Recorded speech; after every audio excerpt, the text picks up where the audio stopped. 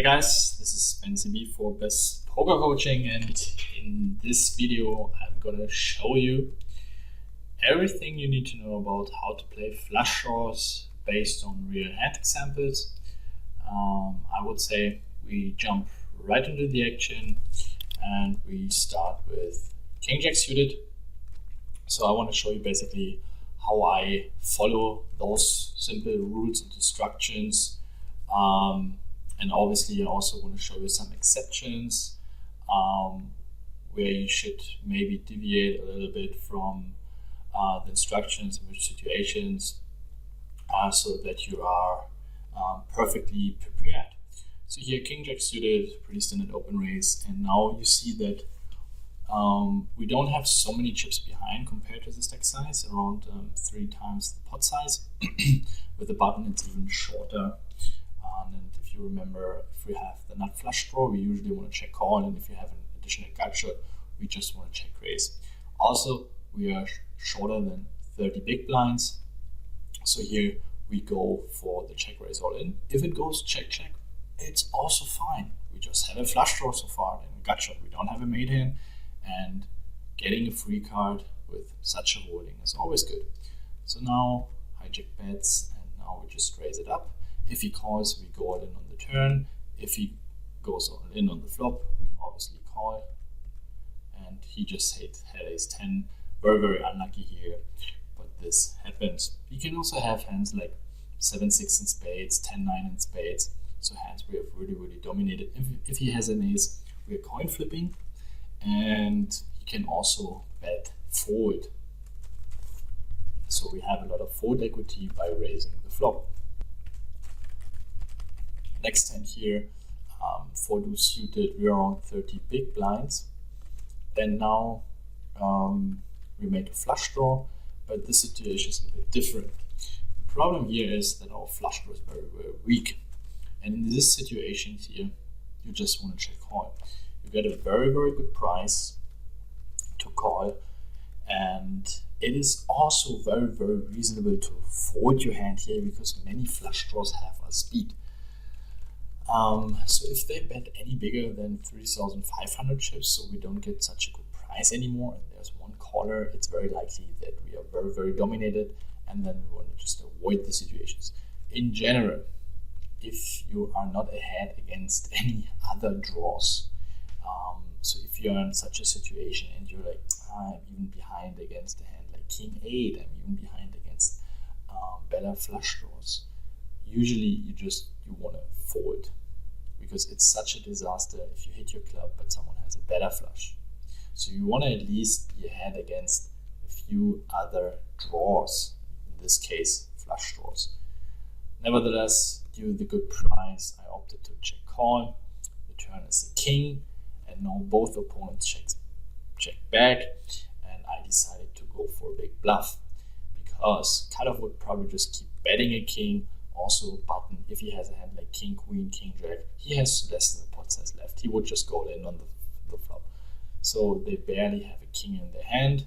We are 300. I have a lot of fold equity here, and I don't think my hand is ever good. In these situations, it's really good to bluff the river, but you really want to make sure that you can discount the king X here. So if you bluff against two opponents, which you actually really want to avoid, there should be an overcard to the flop, and they should also signalize by checking back that they don't have the king, and then you can go for a big bluff. They both fold, and we take it down. Next hand, Queen Jack suited. We call against the pre-flop raise. We make a very, very good flop, and obviously we start betting. We get 2 calls. And since our draw is so strong, we want to keep betting. If we just would have a flush draw, we can check the turn because we're playing against 2 opponents. But if you have such a strong draw, it is totally reasonable to go for a second barrel to apply maximum pressure against ace highs, against the 9, or something like pocket 8s and pocket 7s. And if we get called, we have a lot of equity. Now under the gun calls, but now we should give up. If after him calling twice if we wouldn't make our straight here or our flush, we just give up. It's very obvious that he has a hand like jacks, queens, kings, aces, and he's not folding such kind of holding. So here we bet and we get called, and it's very obvious that he has kings. Usually he would bet flush draws himself, except a few nut flush draws, but those are very little combinations. But additionally, he has all those pocket jacks, pocket queens, pocket kings, pocket aces. He's pot controlling on the flop because against 3 opponents, it might be very likely that some of us has a 10. So if your opponent, if you're multi-way and like four-handed and you bluff the flop, you bluff the turn, and you're not improving, give up on the river. If it's a heads-up pot, it's a little bit different, but here four-way when the pre-flop aggressor checks the flop, and he check calls the turn, we usually want to give up the river if the board run out is something like this, where it's pretty obvious that he has an overpair. So I would definitely have to give up the river because I know he will pay me off often enough when I make my straight or I make my flush. And I mean, what is he beating? He's blocking king queen, king jack.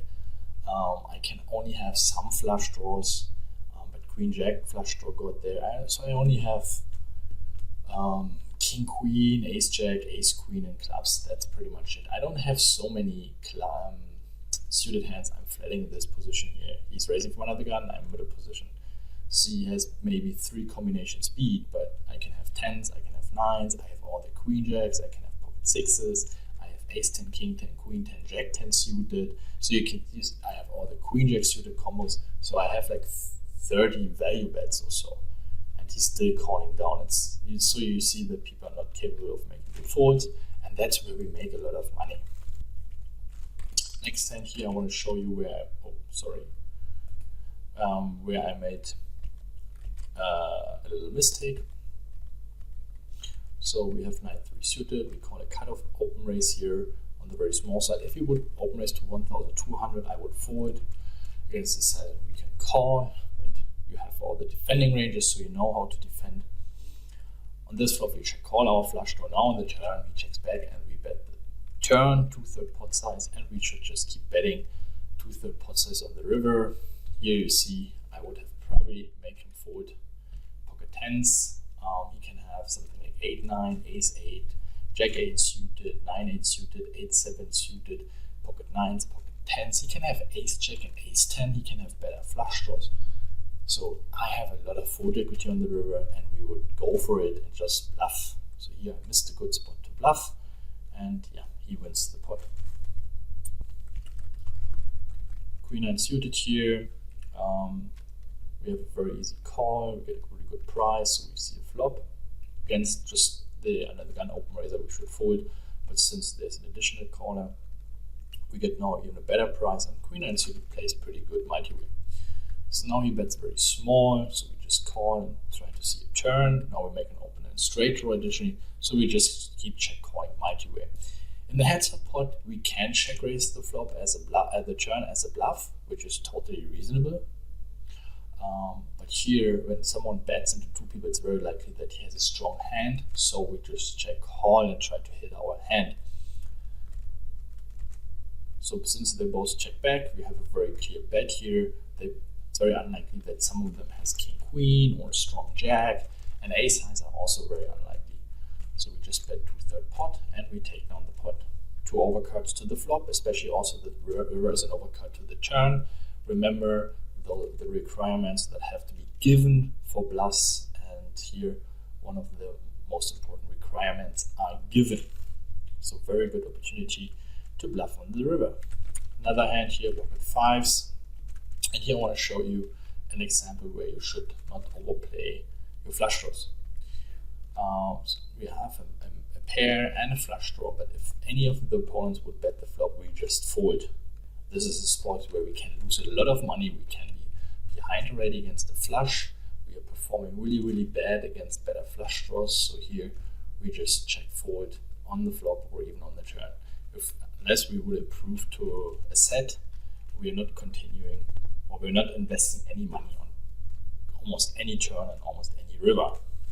So we fold and we just let it go. So you see, even a hand like ace jacks, who has so much equity, we just cannot continue here. And you see this idiot, he calls with queen jack on the turn, multi-way. So he would, we just make a lot of money by having good value hands against them. So if we start bluffing here, or we wake up with so weak holdings, we're going to basically burn all the money we would win against him. And this is something we definitely want to avoid. So be careful in these situations with your very weak one-card flush draws. Ace-9 suited here, very clear open raise from under the gun. So now we have a nut flush draw, and as you know, we check call it. So we check call the nut flush draw. We also check call it on the turn, and when we make the flush on the river, we just bet and get maximum value from aces. Also, very good poor call down. I mean, what does he have beat? We have queen 10 suited, we have kings, we have jacks, we have nines, we have flushes. We're not betting any worse, so really bad call by him, something you want to avoid. Queen 10 suited here in the big blind, and we are less than 25 big blind, so when he bets we can just raise and get it in. If you make a pair and a flush draws and you have less than 30, even 40 big blinds, you can play it very aggressively. It's a very, very strong hand. He can have things like ace queen, ace jack, jack 9, 7, 9, weaker flush draws. And if he has something like ace king or ace 10 or king queen, we have so much equity. Now he bets, but since we still only have a second pair, we just keep check calling. And on the river, it's fine to bet. It's also okay to let him bluff. Unfortunately, he didn't follow through and he gave up with jack 9, which is pretty bad. Next hand here, we have ace 9 suited in a 6-handed tournament. We have around 75 big blinds deep. And here we are playing against the fish. You see the stats 47-24. So he's playing a lot of hands pre-flop. And here we can even bet for value. He's probably calling any kind of 6-8, any ace high, king high. So I really like betting. I also opted to keep betting the turn because I know he's floating me on the flop very wide.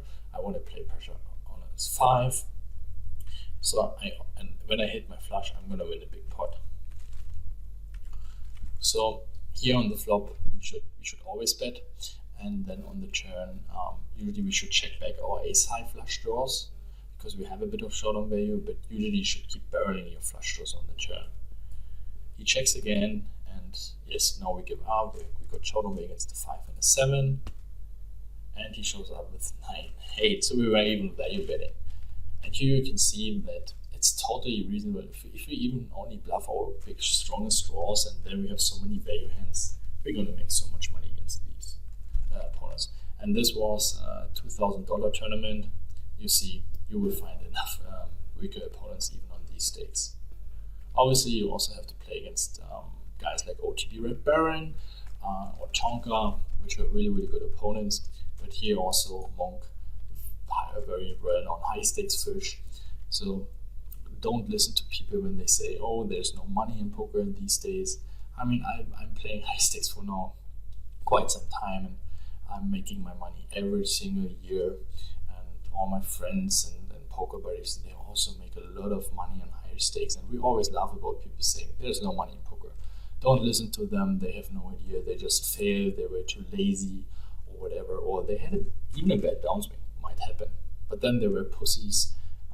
They didn't get up, they didn't stand up anymore, they gave up, and then they were blaming the variants, the rigged poker sites, or any kind of cheating opponents or whatsoever. Don't listen to them. Those who were really hard working and made their way to the high stakes. Most of them are still playing high stakes because games are still super, super soft. Next hand, 6-5 suited here, someone limps from under the gun.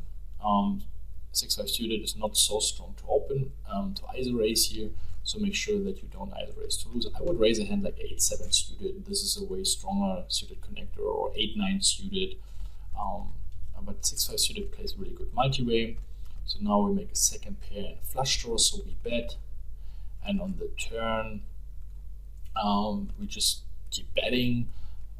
You can go either ways. You can check back, but we might make him fold a better 6. We get some value from his draws. So I really don't mind the bet here. Or you can either check. He checks also the river, and we win against King 3. Next hand here, Ace 3 suited. Now we have around 15 big blinds. It's a short stake tournament here, and usually you just want to bet so short. If we get raised, we get it in. So here we just bet 1/3 pot size. With such a shallow stack size, it's totally enough. Totally enough.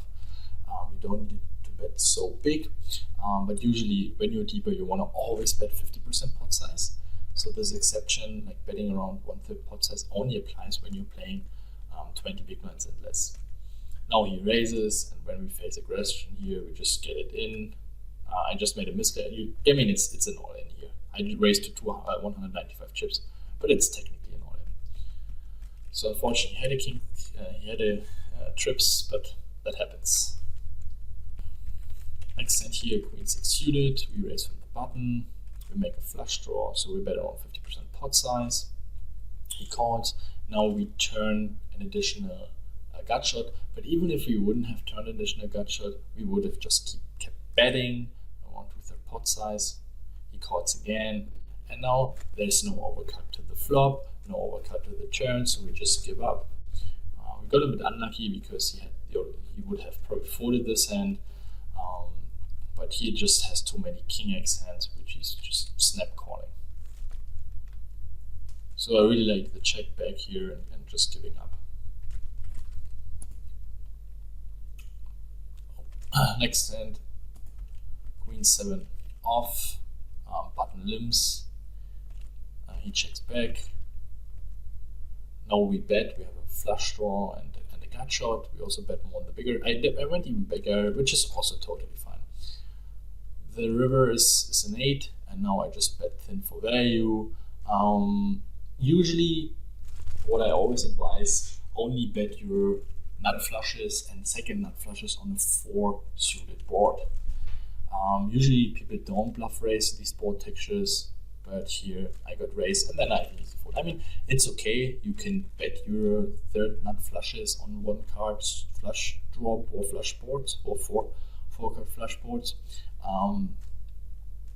But usually very general rule, you want to bet king high and ace high flushes if there are 4 suits of 1 color present.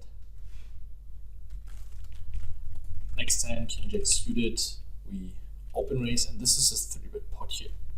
So in a 3-bet pot, if your opponent if you call the 3-bet and you make a flush draw and 2 overcards, he bets, we just get it in. Now here the rule of short stack post-flop poker applies. If there's so much dead money in the middle compared to our stack size, either we are so short pre-flop and we play a single raise pot, or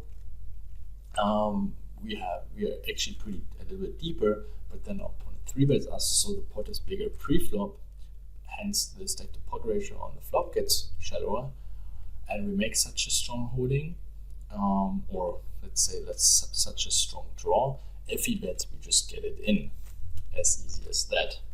Now he checks back, and we have a very easy decision. We bet the turn on the bigger side, and on the river, we should bet around 2/3 pot size. I went all in, which is also totally fine. He unfortunately calls me with pocket nines, which is pretty bad bluff call you because he has 9 in spades, so he's blocking hands like 9-8 suited, ace jack suited, and so on and so forth. But even if I bluff king jack in spades, I mean, I'm just check calling my ace nut flush draws on the turn, so I'm just having a few combinations of king jack, king queen in spades, and queen jack in spades. I have all the ace 10s, king 10s, queen 10s, jack 10s used. I can play it the same way. I have pocket deuce, pocket 3s. I have pocket 10s. I also can have some traps like pocket ace preflop. I can have ace 4 suited. So very bad call over him. He just got lucky that he called against one of the 3 combinations I'm bluffing here with. But besides that, and he's getting a really good bad price. Just to show you the math here, he's jamming pot size. I'm jamming pot size, so he needs to be right every 3rd time, but this is definitely not given. Because remember, I was showing I'm bluffing with queen jack in in spades, king jack in spades, and king queen in spades. He's blocking the 9 in spades, so I cannot have this hand here. So I cannot have 9-8 in spades or 9-7 or ace-9-7 in spades. So I have only 3 bluffs here, and now he's calling the door with pocket 9s. I can play the same way with ace-10 suited, 3 combinations, king-10 suited, 3 combinations, queen-10, jack-10. Already 12 combinations of a 10. I can have pocket 10s, I can have pocket... So you see I have over 20 combinations of value bets and 3 bluffs. So he's only right probably around every 6th time, and now you can see how bad his call is. And he's actually one of the better regulars, but he did a really, really big mistake. He just got lucky that he was up against one of my few combinations I'm bluffing here with, and usually he would just get totally owned. He's just calling against all my value hands, and he's losing a lot of money in the long run by making this call. Next hand, pocket 3s, we open raise. Here we check call once with our pair and a flush draw. We always check call an under pair, or if you have a second pair with a flush draw. And then if it's worse than a second pair on the turn and he keeps barreling, we just give up, even though we make a gut shot. But here we definitely want to give up on the turn. Remember, here we have a very big flush draw and we don't want to get in a very nasty situation. White 9-3 suited here, small bet limbs, very easy check back. He checks and now we just bet. If you have a flush draw, don't be afraid of the ace that he checks. You might think, oh, he can check call with a 10 or 6, doesn't matter. You see, he folds. So no matter if the board is ace high or king high, if we have a flush draw and he checks to us, we bet. As easy as that. So next hand here with the 9-3 suited, we call, and now you see he has less than 20 big blinds. Blinds are 300, 600 as you can see, and he has around 12,000 chips. So he has around 21 big blinds. And now we make a flush draw and we just raise it, or we just check jam. He folds and we take down a nice pot. Alright, here we have around 25 big blinds. It's a short stick tournament, and the big blind calls. Now he dogs into us. What do? We just raise and get it in. We even have fold equity. He might donk with a hand like king 7, queen 7 in week 5. We don't know. We just follow the rule. Ace high nut flush draws with less than 30 big blinds. We just raise it up and get it in. Queen 6 suited here. You also see this guy has less than 20 big blinds. Now, very nice flop. He bets, we just jam, and we take down the pot. He can bet fold hands like queen jack, queen 10, king jack, king 10. Many better hands are folding. Even the ace highs can bet fold. And if we get caught, we have decent equity. Alright guys, that's it for how to play flush draws. Really make sure that you are not overplaying your weaker flush draws. Play your draws more aggressive when you're shorter. Usually you want to check back nut flush draws on the flop, especially out of position. And otherwise we keep barreling. Be really, really careful in multi-way pots with weaker flush draws. And don't overplay your one card or weak one card flush draws. That's it for here. Looking forward to seeing you in the next video. That was Ben CB for Best Poker Coaching. See you guys. Bye bye.